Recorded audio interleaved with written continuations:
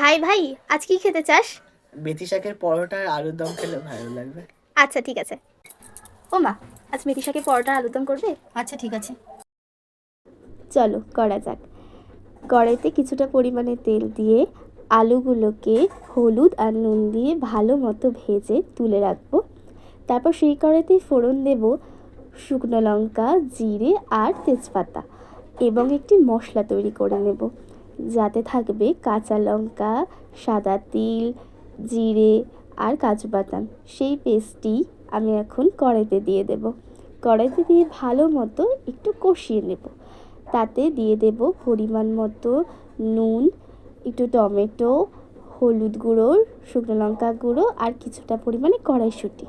যখন ভালো করে সেটিকে কষিয়ে নিয়ে একটু তেল ছেড়ে দেবে, তখন সামান্য পরিমাণে চিনি দিয়ে আলুগুলোকে দিয়ে দেব এবং যখন ভালো মতো এটা কষে যাবে, এরকমভাবে তেল ছেড়ে যাবে, তখন আমি পরিমাণ মতো জল দিয়ে দেবো এবং জল দিয়ে যখন ফুটে আসবে, আলুগুলো ভালো মতো সেদ্ধ হয়ে যাবে, তখন তাতে আমি কিছুটা পরিমাণে ধনেপাতা দিয়ে সেটিকে আমি তুলে রাখবো। আমাদের তৈরি হয়ে গেল একদম নিরামিষ আলুর দম।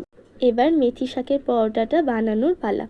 তোমরা যদি চাও এই পরোটাটা শুধুমাত্র ময়দা দিয়েও করতে পারো, অথবা কেউ ময়দা আটা দুটো মিশিয়েও করতে পারো। আমি এখানে ময়দা আর আটা দুটো মিশিয়ে করেছি।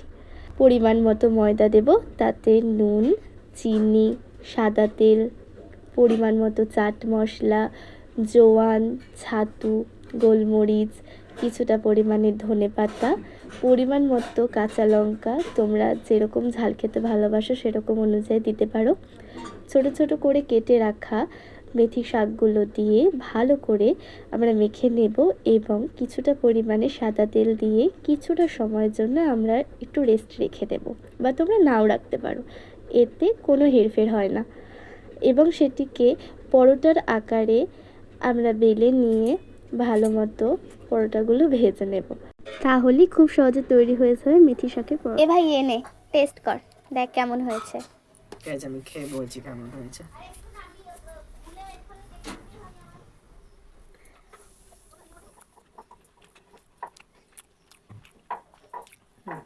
দারুণ।